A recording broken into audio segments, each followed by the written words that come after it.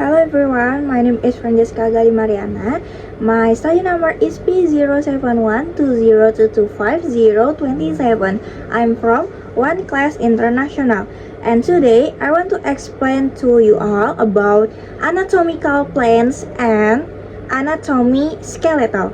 So, let's get started. Anatomical plans are plans that pass through the body in anatomical position.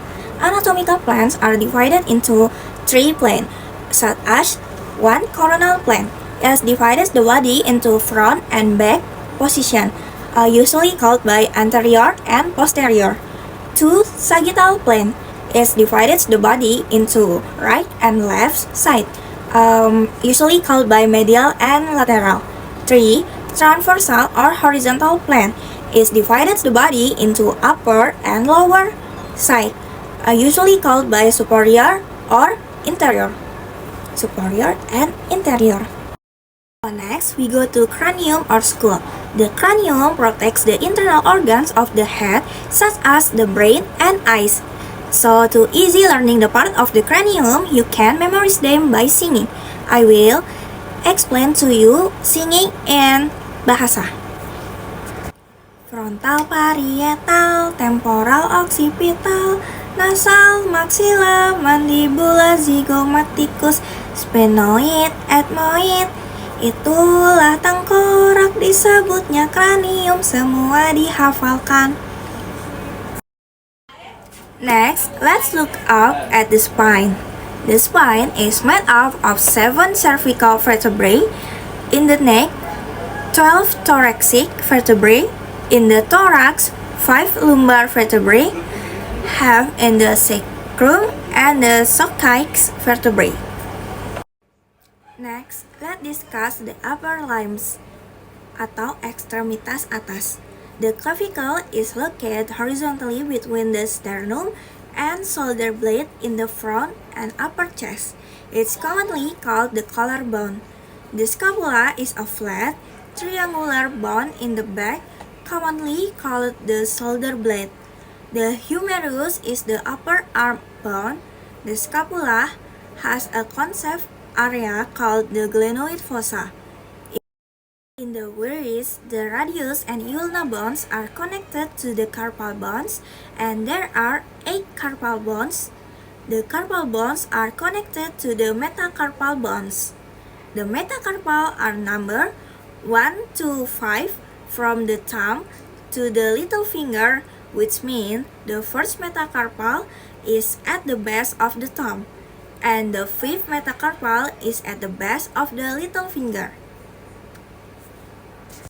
And the thumb contains phalanx. Each finger has a proximal phalanx, middle phalanx, and distal phalanx. The thumb only has proximal phalanx and distal phalanx. If we move from the base to the tip of each finger, there are metacarpophalanx. Next to thorax or rib bones, contains of 7 true ribs, 3 false ribs, and 2 floating ribs. In the middle part called sternum, and in the blue color part called costal cartilage. Let's move on to the pelvis. The pelvis is made of 3 main bones, the ilium, the ischium, and the pubis bone. At the base of the spine is the sacrum, and this is attached to the ilium of the pelvis. At the sacroiliac joints on either side, at the front of the pelvis is the pubis bones. That pubis bones joins in the center at the pubis symphysis inferiorly. There is the ischium. Next, let's move on to the lower limb atau ekstremitas bawah. The longest bone in the body is the femur or the thigh bone. The head of the femur connects with the accetabulum of the pelvis. Femur joins with the tibia and the fibula at the lower leg to form the knee joint. The tibia is medial closer to the midline, and the fibula is lateral on the outer aspect of the leg. At the front of the knee is the patellar bone, which is commonly called the kneecap. Finally, let's move on to the ankle and the foot.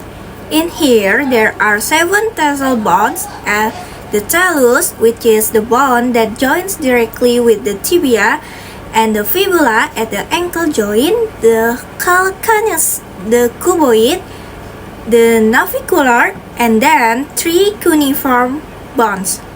Distal to the tarsal bones are the metatarsal, and these are number 1 to 5, with the first metatarsal joining the big toe and the fifth metatarsal joining the little toe. Distal to the metatarsal are the phalanx. There are proximal, middle, and distal phalanx, except for the big toe, which only has a proximal phalanx and distal phalanx.